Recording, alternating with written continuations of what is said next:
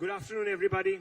Nice to see you here in attendance. This is an important session, and we have the privilege of speaking to somebody who has been at the helm of the entire judicial system till just a few days back, former Chief Justice of the Supreme Court of India, Mr. Uday Lalit, and with us also Mr. Harish Salve, who is joining us virtually. None of these gentlemen require any introduction from me specifically, so let's get to the questions. Justice Lalit, let's talk a little bit about reforms. There's been a lot of conversation recently about doing away with the collegium system, for instance. We've had the Union Law Minister talk about this.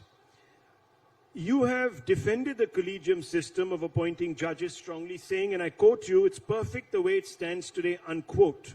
You've also referred to the Supreme Court's judgment quashing the NJAC. But how can the collegium system be made better? There's obviously room for improvement. If it's not about losing control over appointing justices, then what other via media can we hope for?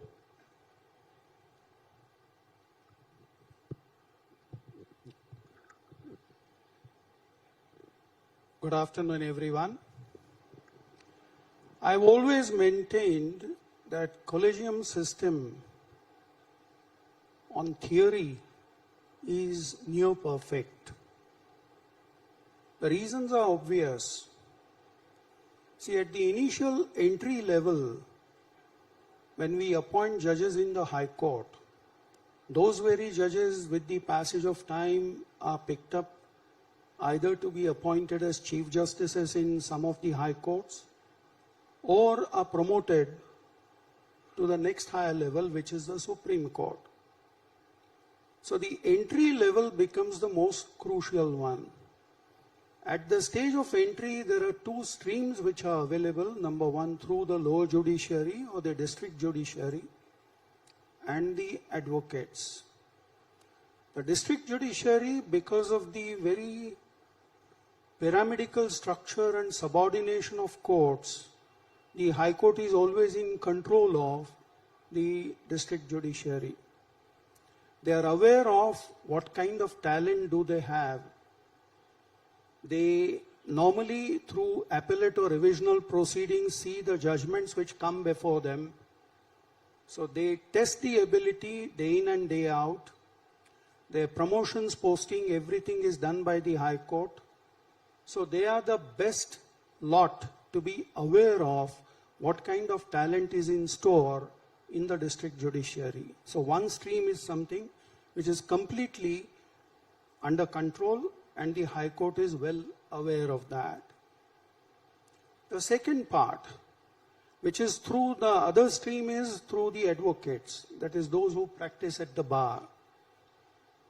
Naturally, the judges over a period of time have tremendous amount of idea or exposure to see the talent which practices before them. They are again well aware as to where exactly the advocate or the counsel stands, whether is he good enough in presenting a particular legal issue, is he good enough in articulating what the legal understanding or the legal conclusions ought to be drawn. So therefore the talent is again seen by the High Court, the senior judges of the High Court. The collegium at the High Court level comprises of 3 persons, Chief Justice and 2 others. Chief Justice is normally from outside. Again, it ensures element of objectivity and not any kind of partisan approach.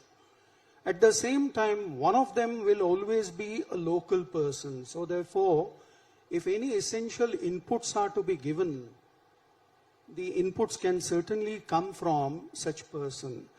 It is after this that certain recommendations are made. Then there are few screening levels which are still available at the state government level. When the matter reaches here, the central government, the Intelligence Bureau gives you the profile so far as if the person concerned, there is anything wrong with that persona. Lastly, the consultee judges who are here in Supreme Court and who come from that particular High Court, supposing if we are considering appointments in Bombay High Court, then those who were associated at some stage or the other in their careers as judges of the Bombay High Court or judges who were transferred to Bombay High Court, their inputs are also collected, and it is only after that that we finally, what emerges from the collegium is the acceptance of certain names. Now, in this process, see, the judiciary is always integrally connected at two levels, lower judiciary as well as the advocates who practice. And that is precisely why, rather than any outsiders, say for instance political executive, judicial organ or the persons who come from judiciary are better equipped to judge the talent. And that is why I always maintain that collegium system is better of the two.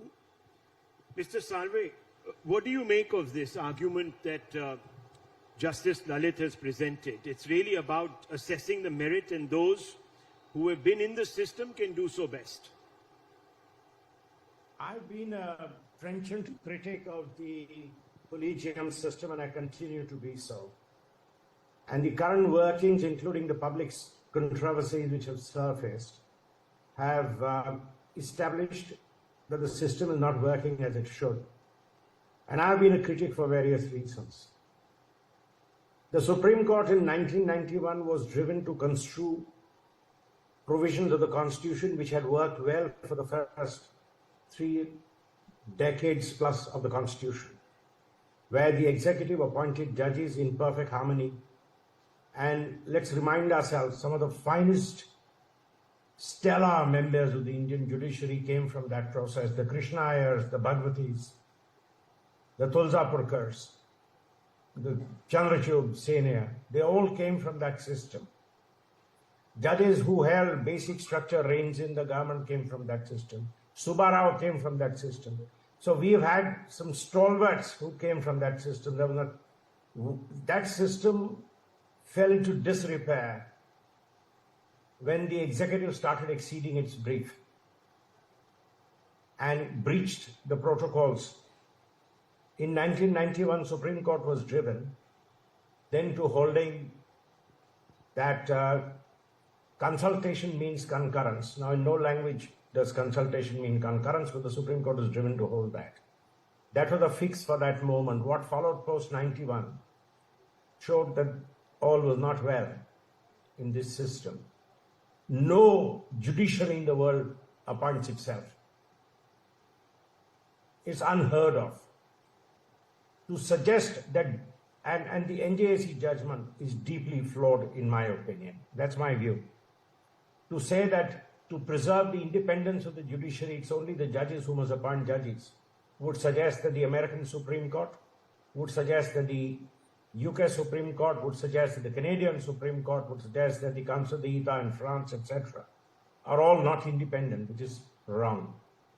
Or is it an indictment of the Indian character and a wholesale sense of disapproval or a vote of no confidence in the working of the wings of the Constitution to say judges and judges alone must appoint judges? I agree entirely with Justice Lalit that the critical input on the assessment of talents of a person can come from the judiciary. But it's quite another matter to say that the judges must be the sole arbiter of who is to be appointed. It's flawed on principle and it's flawed on policy.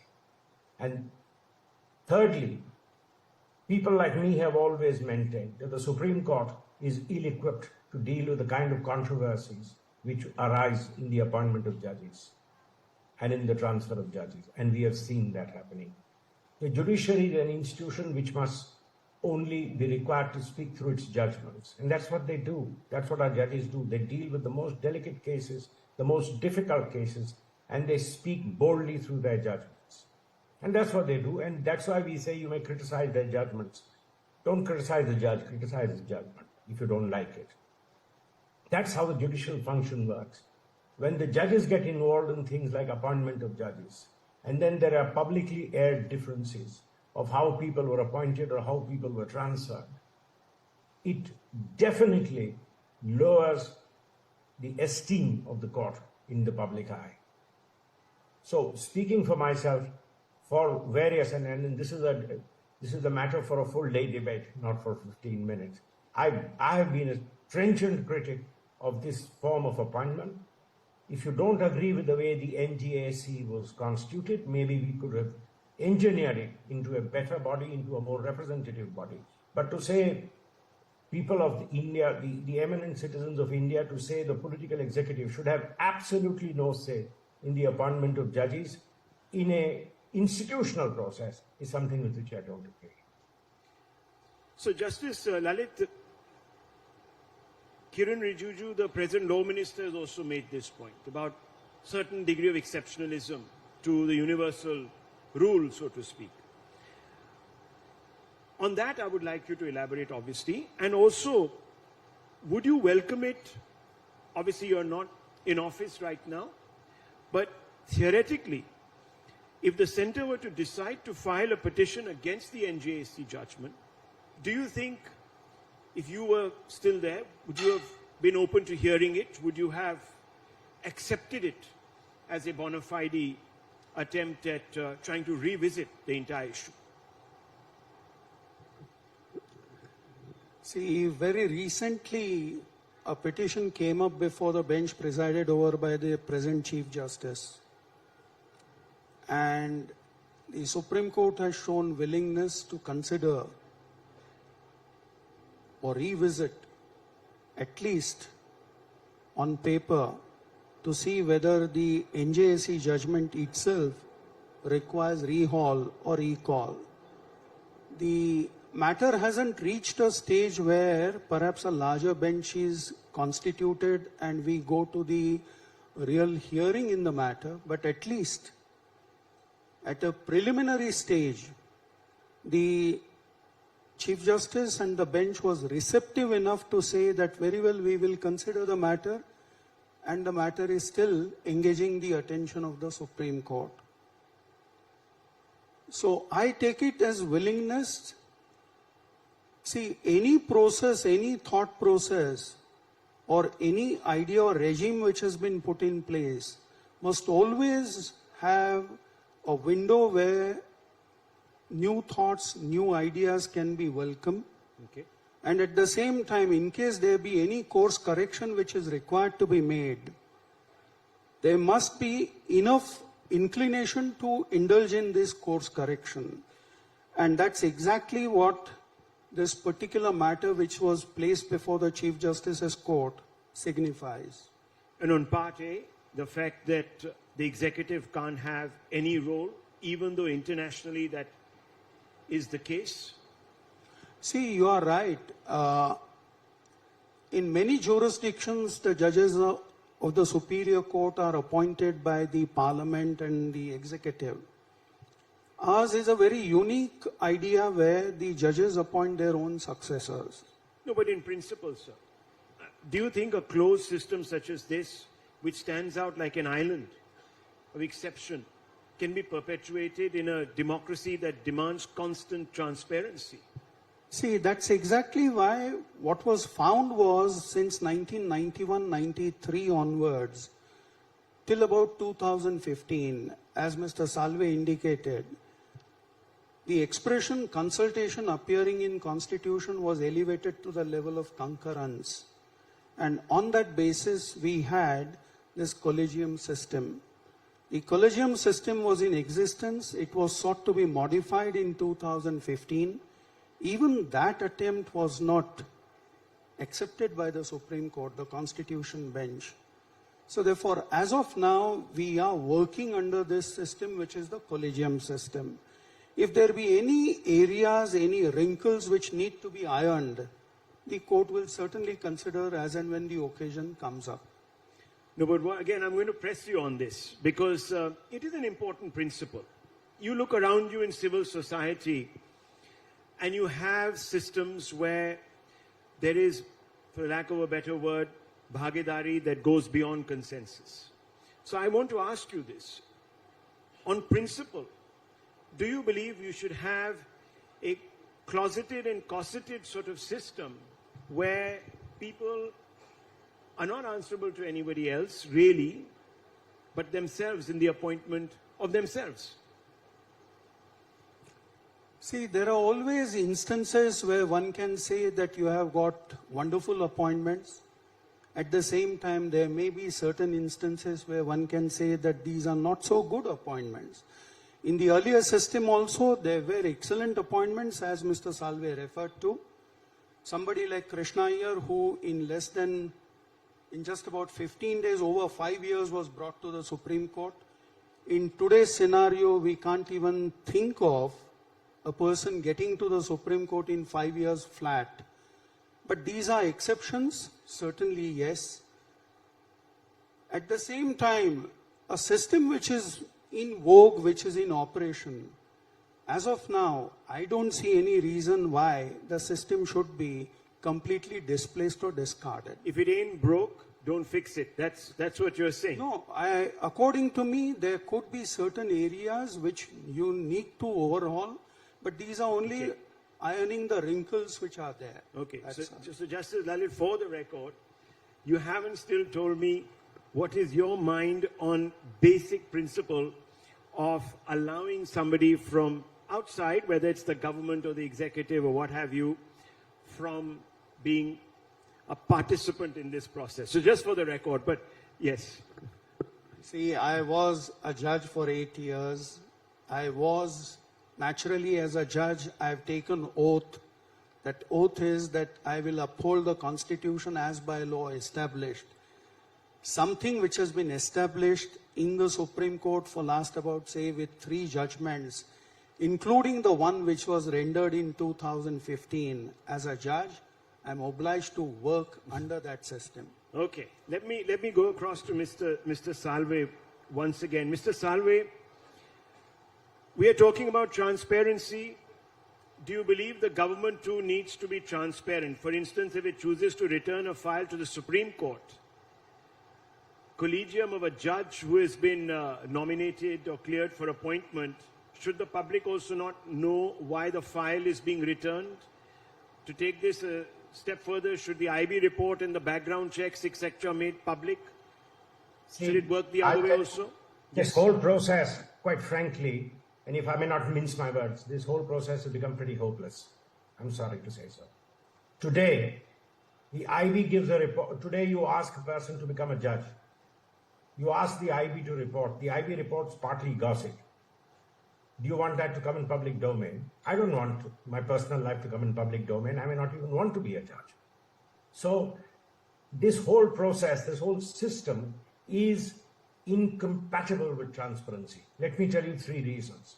First of all, and this is my firm belief, all judicial institutions hear cases in public, recess into their chambers and deliver judgments. What goes on inside chambers is never, ever the subject of public scrutiny. And if somebody was to ask a judge in your meeting, when you arrived at a consensus or dissent, what did you discuss? It would be the worst form of contempt, because you're trying to undermine the judiciary.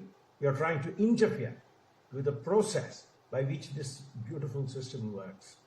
So the judiciary's transparency is the judiciary speaks through its judgments, and that's the transparency. What judges discuss once they go into their chambers has to be protected. Here is a function where the judges are trying to come into public domain. You want one judge to pass comments on a sitting colleague in the High Court. I don't think that's the right thing to do. 3 judges or 5 judges consider the appointment of a judge to the Supreme Court. I'm not going by the gossip you've heard of what discussions take place. I am telling you on a principle, please consider. One of the judges may say, frankly, I think his judgments are third rate.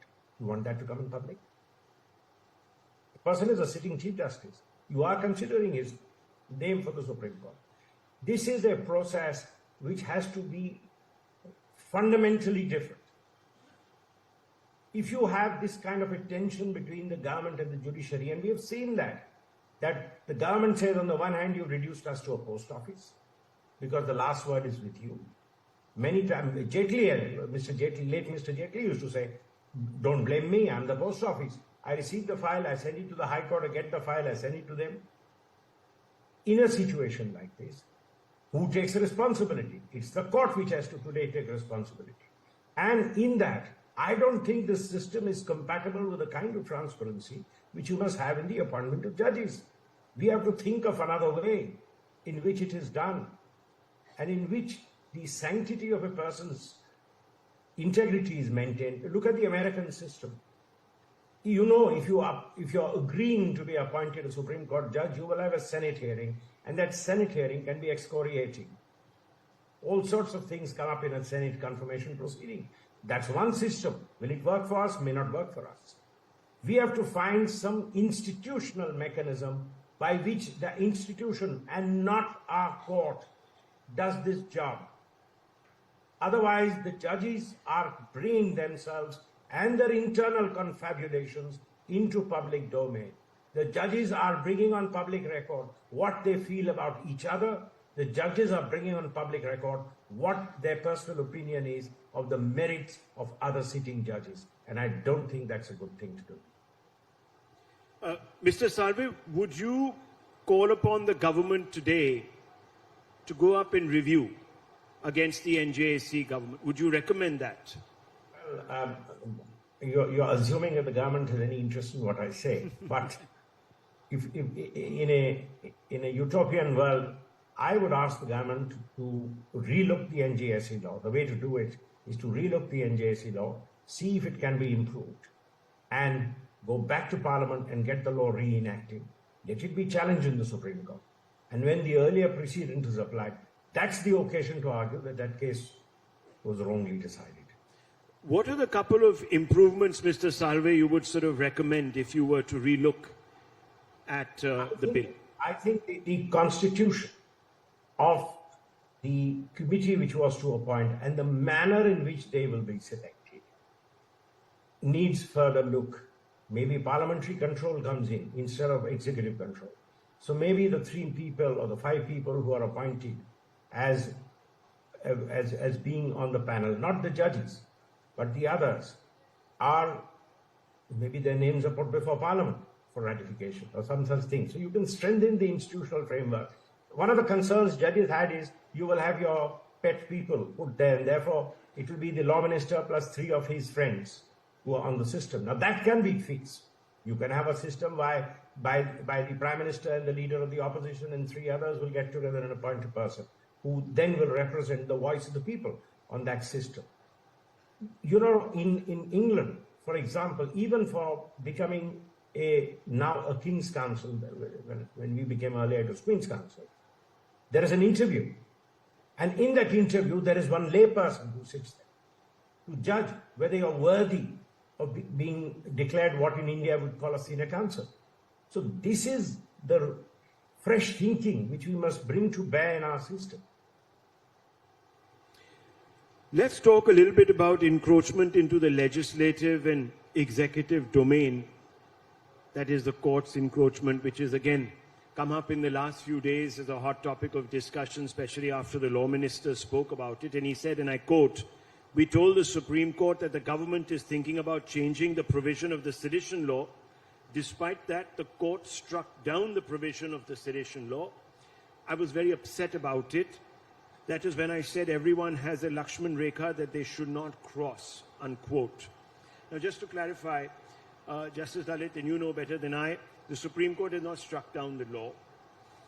It has only told the government to exercise restraint in applying this particular law and filing sedition charges, etc., about people. Nevertheless, do you believe that the Supreme Court has encroached upon the legislative and the executive domain more than it should have? See, I have a slight difficulty because I have dealt with that matter on the judicial side. So, therefore, I can't say anything more than pure facts which are there before the court.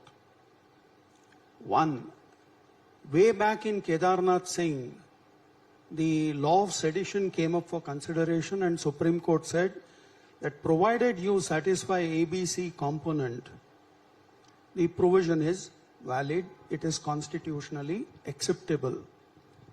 So those provisos which are ABC must be satisfied.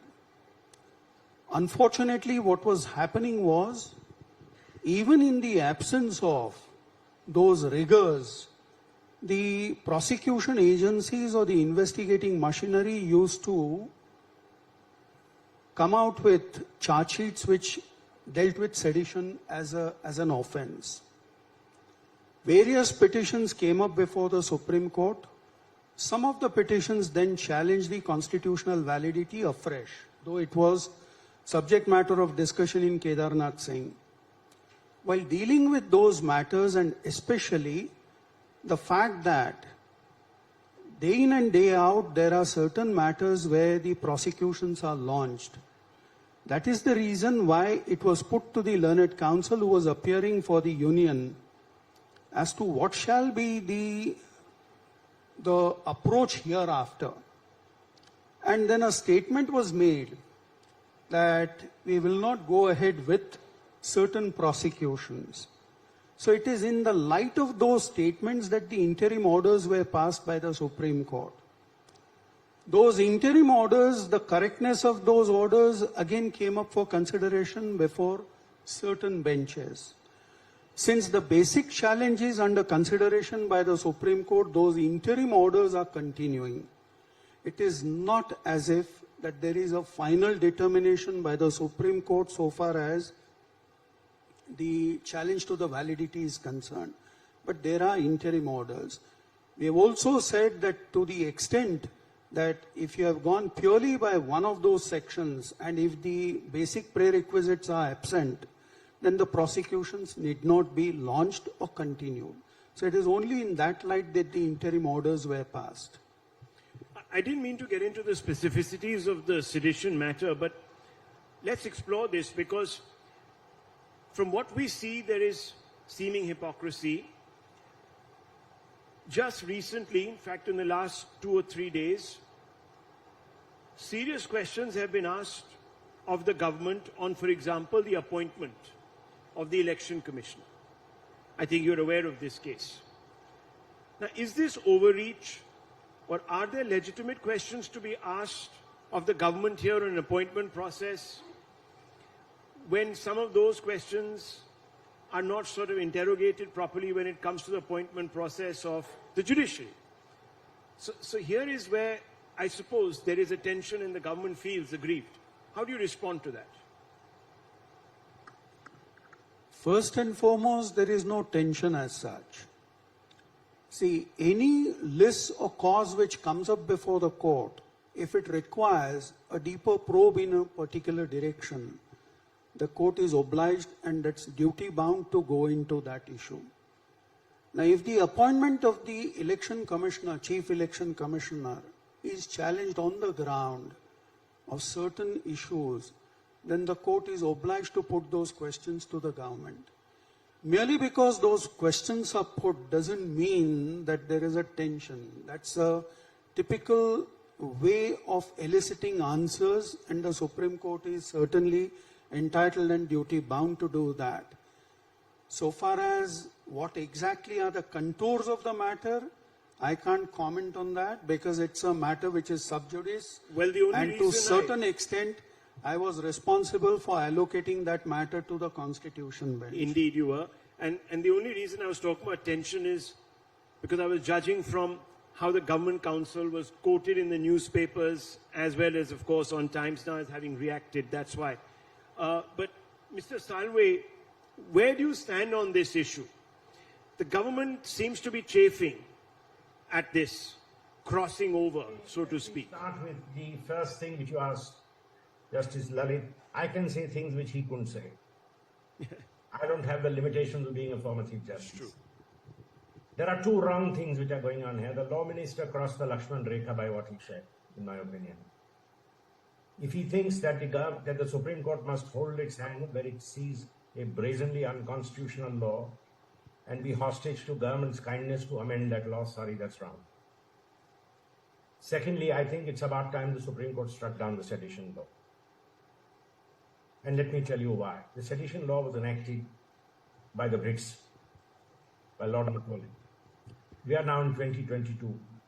Calling people to arms today, in today's context, is really a subject matter which should be governed by your anti-terrorism law. Threatening people, calling people to arms. And what the judgment Justice Lalit said is, unless you incite people to violence, and there is a direct incitement to violence, this should not be treated as sedition. This sedition law, apart from its rampant abuse, frankly doesn't fit with the notions of free speech which we have today. It doesn't fit with the transparency which we accept today as a given, and it doesn't fit with the degree of exposure and the kind of availability of information with social media and internet which we have today. So I think it's about time we buried some of these colonial relics like the sedition law. Let Parliament come up with a nuanced law where calling people to take arms can be made a part of the anti-terror law in England. For example, it's in the public safety and the other law where such matters are dealt with. And this sedition law, which is basically to stifle speech, is now given a decent burial. Well, we've had an interesting conversation, and as Mr. Salve and Justice Lalit have said, that this is a vast subject which can't be encapsulated in 30 minutes or 35 minutes. And obviously, viewers, we have to go into a lot of intricacies here, but it is a sampler of some of the more basic arguments that will come up in due course as these matters are heard and as more information emerges in the public domain. I hope that this discussion has been able to add some perspective to what is being considered, and that's really where we, the press, fit in. Thank you very much for watching. Thank you very much for being here.